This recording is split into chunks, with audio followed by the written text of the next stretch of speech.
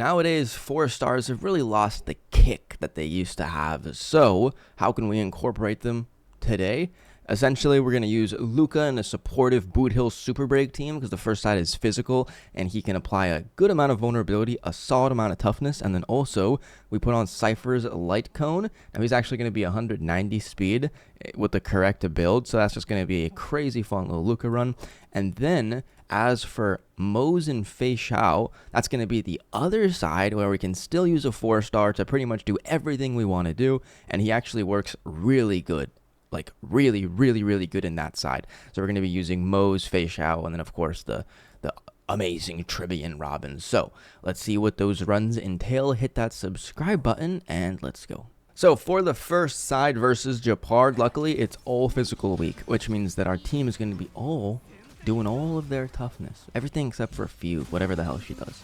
Yeah, actually I take it back. Even her fire comes in handy a little bit versus this Stingray. So Luka's enhanced basics do the same amount of toughness as his skill, so we're going to take advantage of that because our skill points are lacking. Going to go ahead and put the first one on the Stingray, and then Ronmei's going to hit the right one just because we don't want to advance it too much. We want to always advance it with Fugue and then break with Fugue. That always works the best so far. Now here we're just going to go ahead and kill the Stingray first, get some damage. Hopefully this hits Luka or else we just reset. Beautiful. Going to go ahead and ultimate, put the vulnerability. It's like 20%. Plus 24% with Cypher's Light Cone, so it's some really good debuffs. And then here with Luka, we want to put it to 4 out of 5 because when Fugue basics, it's going to bring it up and then we can break it, and that is just ideal. I actually don't know what like the rules of this Stingray is and why sometimes it takes no damage and then sometimes it takes double damage. If anybody knows, please let me know in the comments because I was just playing around with it. But more importantly, we got that first stack of pocket trick shot for Boot Hill by breaking with Fugue. So I'm going to go ahead and push the right enemy back and then a 1.2 bang. Bang. That was a nice one.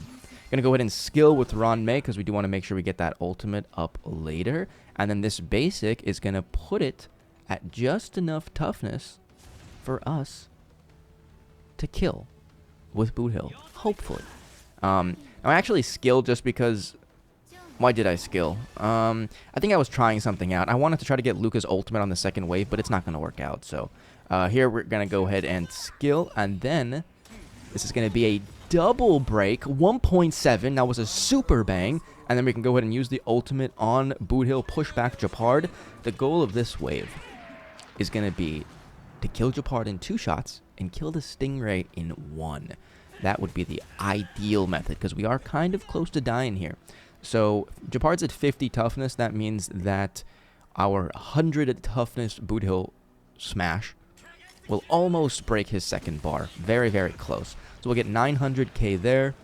And then here we're quite lucky. Boot Hill didn't get completely murdered. And then we can go ahead and reapply this skill to Boot Hill. I hate how fast it disappears, but it's okay. And then with Luka, we'll go ahead and advance him with the wind and then implant our debuffs on the Stingray. And then because of the skill we did on Ronmei last, we can go ahead and basic. If we did it in the other order, then I guess Luka actually could have skilled it first, and then we could have maybe actually killed Japard just about. I think he goes to about like 12 and 20% or something. But also the light cone we have on Ronmei is the new Battle Pass light cone. It increases the team's break damage by 18%, and it is crazy good. It is crazy good when you do not need the dance to make up for the speed. So we're going to go ahead and we kept that little bit of toughness on Japard so we could completely demolish him.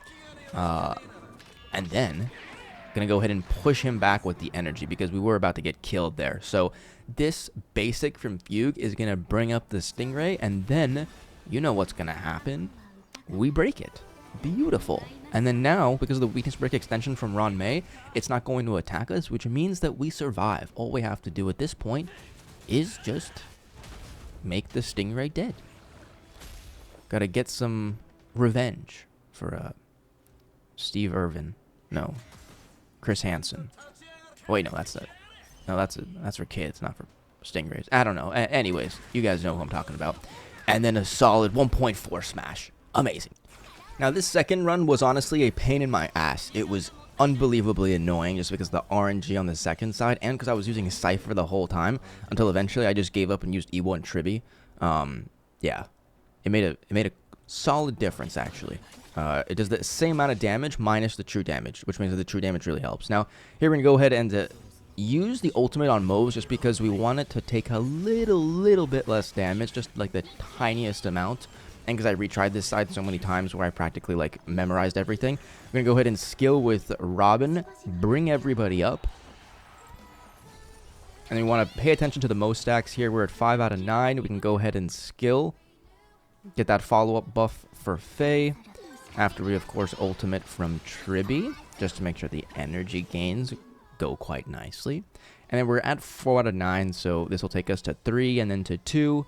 And then we'll be able to do the ultimate, which is then going to trigger another Tribby follow-up. So, any day now. Any day now. I'm sure at some point we're going to skill. Actually, I feel like there were a couple breaks during this, but it's okay. We'll just fill the silence with my unintentional yap. So, I'm trying to stay patient here, but Jesus Christ, Fei Xiao, just skill. What are we doing? There we go. Okay, we skilled finally.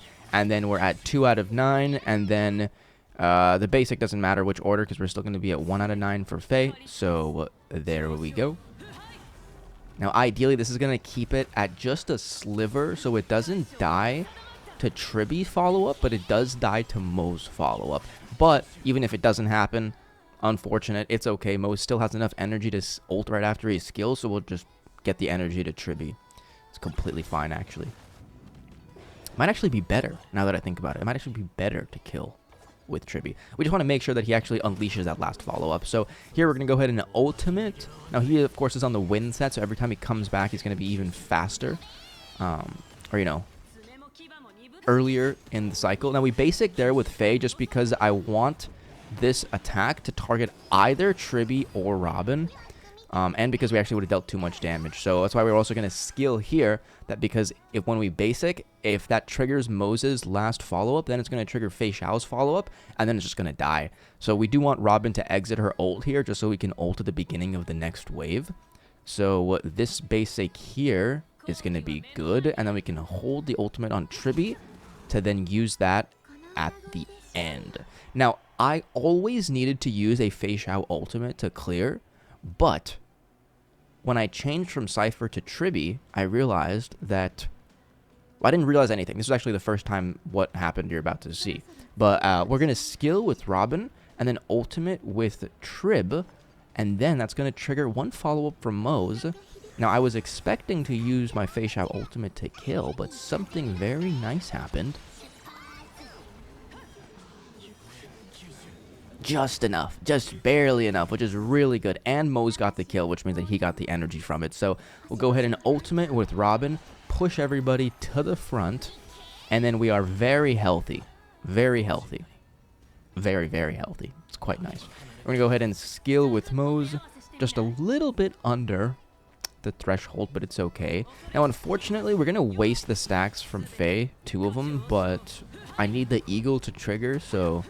There's nothing we can do there. Go ahead and attack. The follow-up goes. We can use the Moze ultimate now. I put him on... What the fuck was that sound?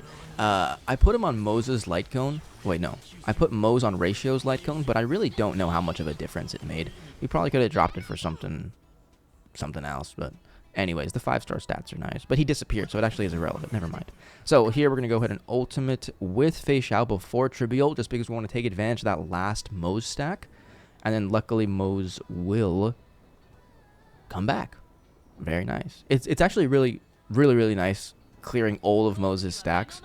Like in the same action value that he used his skill. Because it just really takes advantage of Moze in quite a nice way. So we're going to go ahead and ultimate here with a beautiful Faye. A bang bang bang. Nice.